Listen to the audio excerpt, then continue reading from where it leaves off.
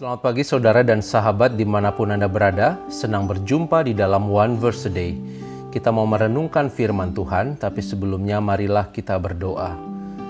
Ya Allah, kami sungguh bersyukur untuk hari baru yang Tuhan beri, untuk kekuatan, iman, pengharapan di dalam Tuhan.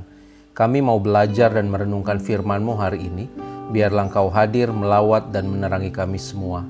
Terima kasih ya Bapa, di dalam Kristus kami berdoa. Amin. Saudara yang dikasihi Tuhan, firman Tuhan hari ini dari Markus 7 ayat 15. Apapun dari luar yang masuk ke dalam seseorang tidak dapat menajiskannya, tetapi apa yang keluar dari seseorang itulah yang menajiskannya.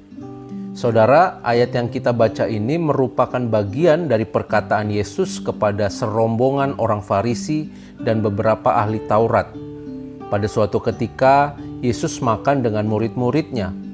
Dan orang-orang Farisi dan ahli Taurat tersebut mempersoalkan beberapa murid Yesus yang makan dengan tangan yang najis, yaitu dengan tangan yang tidak dibasuh.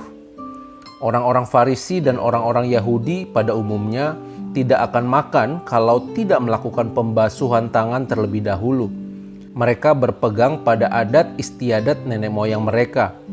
Banyak warisan lainnya yang juga mereka pegang, seperti misalnya perihal mencuci cawan, kendi, dan perkakas-perkakas tembaga.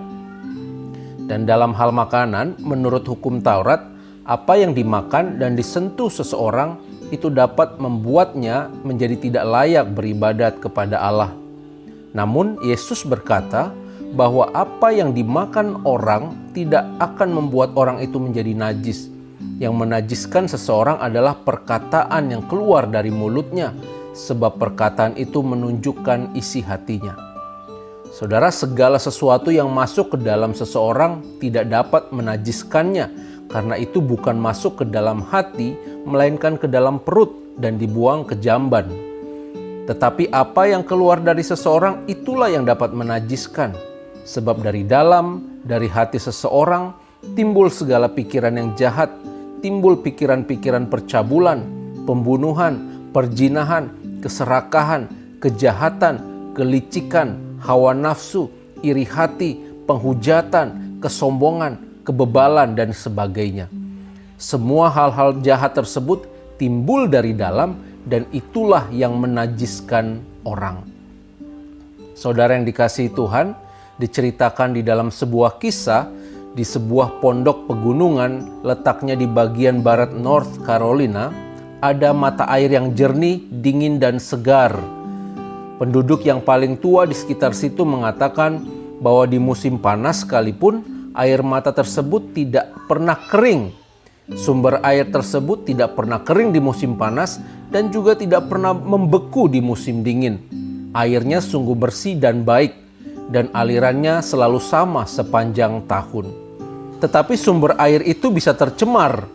Hal ini bisa terjadi jika tumbuhan yang lebat di atasnya dipotong atau mengalirkan air dari permukaan di dalamnya, atau bila manusia membangun kandang dan memelihara ternak di atasnya. Jika demikian, maka airnya tidak akan bersih dan baik lagi. Airnya tidak lagi disukai. Itu sebabnya orang-orang di situ tidak akan mengizinkan salah satu dari hal tersebut terjadi, saudara. Mereka sungguh-sungguh menjaganya. Karena dari situlah mengalir air, bukan hanya untuk pemondokan yang ada di sekitar pegunungan tersebut, tetapi juga untuk setiap orang, secara khusus bagi para pendaki gunung yang datang berhenti untuk melepaskan dahaga. Saudara, demikian juga hati kita, harus terus dijaga kebersihannya. Setiap keadaan dapat berpotensi untuk mengotori hati dan pikiran kita. Hati kita tidak lagi bersih. Kita sulit untuk melihat hal-hal baik dan benar serta mana yang berkenan di hadapan Tuhan. Itu sebabnya hari ini kita diingatkan saudara agar senantiasa menjaga hati dan pikiran kita. Karena apa yang keluar dari mulut kita sesungguhnya itu mencerminkan apa yang ada di dalam hati dan pikiran kita. Kiranya Roh Kudus menuntun dan memampukan kita semua. Amin. Mari kita berdoa. Ya Allah, kami sungguh bersyukur untuk firman Tuhan yang boleh kami dengar dan kami renungkan.